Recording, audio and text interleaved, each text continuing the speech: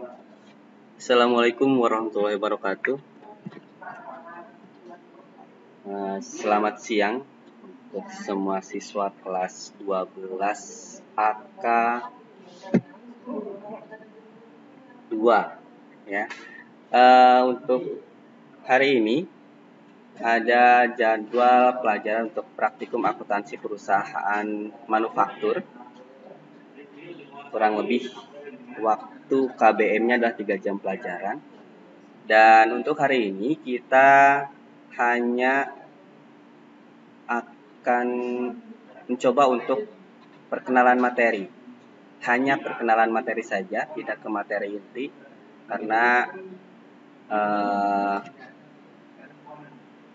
baru pertama ya, jadi baru refresh dulu kalian setelah libur panjang. Dan mudah-mudahan kalian semua dalam keadaan sehat walafiat. Kita lanjut. Untuk kelas 12 ini kalian akan belajar praktikum akuntansi perusahaan manufaktur. Melanjutkan kelas 11 praktikum akuntansi perusahaan jasa dan dagang. Nah, untuk di kelas 12 ini selama 1 semester kalian akan belajar praktikum akuntansi perusahaan manufaktur. Nanti di semester berikutnya akan kembali pemantapan untuk UKOM yang biasanya kita menggunakan perusahaan dagang. Selanjutnya kita langsung ke pengenalan materi.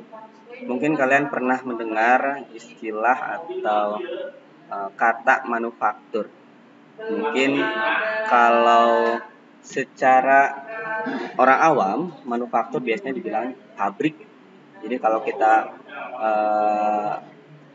orang awam mengistilahkan pabrik itu manufaktur salah satunya ya.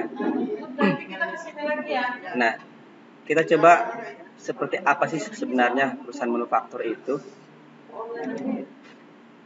Kita lihat di sini ada gambar contoh perusahaan manufaktur, istilahnya pabrik ya, yang kalian mungkin akan jumpai di daerah atau di kawasan industri yang ada di sekitar kita, ada di Serang, di Cilegon, Tangerang, dan sebagainya. Yang intinya dia mengolah bahan baku menjadi barang jadi. Walaupun ada beberapa pengertian yang lain selain pengertian yang ada di sini. Di sini ada perusahaan manufaktur, perusahaan yang mengolah bahan baku menjadi barang jadi. Akan tetapi seiring dengan berjalannya waktu, pengertian manufaktur yang ini lebih berkembang karena mengikuti perkembangan zaman, di mana perusahaan ada yang memproduksi produknya tidak dari bahan baku menjadi barang jadi, tetapi juga dari barang jadi menjadi barang yang lebih ekonomis lagi, yang bernilai ekonomis lagi, artinya lebih bernilai tinggi ya. Nanti akan kita bahas pertemuan berikutnya. Jadi pengertian untuk perusahaan manufaktur itu akan berkembang sesuai dengan jenis perusahaan yang ada ya. Kemudian yang membedakan dengan perusahaan dagang dan perusahaan jasa, di sini sedikit ya kita masuk. Ada biaya-biaya karena ada dalam proses pengolahannya bahan baku tersebut dikombinasikan dengan bahan pembantu dan didukung oleh variabel cost dan fixed cost atau biaya variabel dan biaya tetap. Nah, jadi di dalam perusahaan manufaktur ada biaya-biaya dalam proses produksinya ya. Berbeda dengan perusahaan dagang yang tidak ada proses produksi. Jika di perusahaan manufaktur ada proses produksi di dalamnya. Jadi sedikit perbedaan dengan perusahaan dagang dan jasa, karena ada proses produksi yang sudah barang tentu ada biaya-biaya yang dikeluarkan. Di sini ada variable cost atau biaya variabel dan fixed cost, dan itu biaya tetap. Nah, kalau kita lihat di gambar yang kalian lihat di slide ya, ini ada proses produksi ini, mesin ini digambarkan sebagai proses produksi dari bahan baku menjadi barang jadi, kemudian di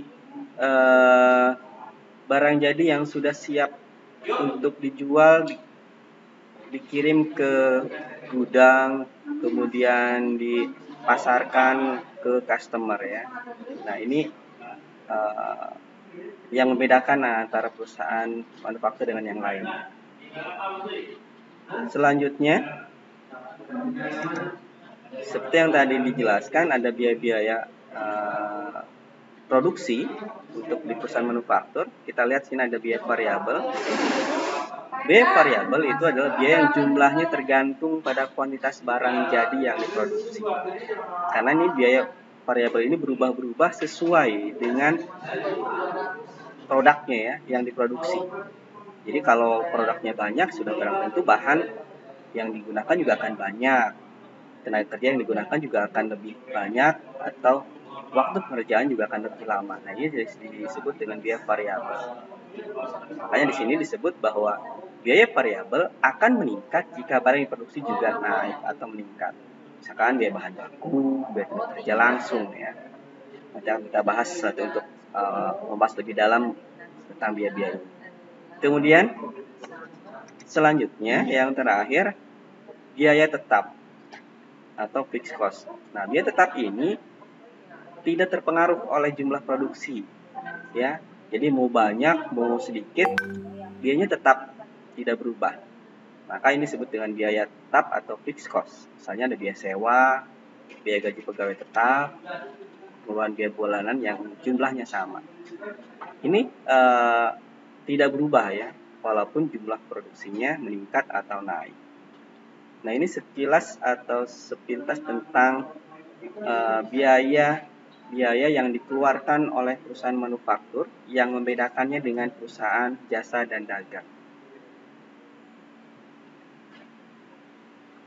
Nah, nanti akan kita bahas kembali lebih detail pada pertemuan-pertemuan berikutnya tentang biaya-biaya ini, karena kita juga akan membuat jurnalnya bagaimana dan sebagainya. Nanti akan kita bahas di pertemuan berikutnya.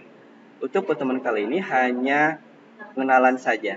Jadi sekali lagi hanya pengenalan saja, tetapi bukan berarti tidak penting ya. Justru ini sangat penting untuk mengawali kita belajar mengenal perusahaan manufaktur, terutama proses pembuatan laporan keuangan untuk perusahaan manufaktur. Baik, untuk hari ini kita cukupkan. Terima kasih atas perhatiannya. Jangan lupa absen diisi untuk pertemuan hari ini. Terima kasih. Pak Heri, assalamualaikum warahmatullahi wabarakatuh.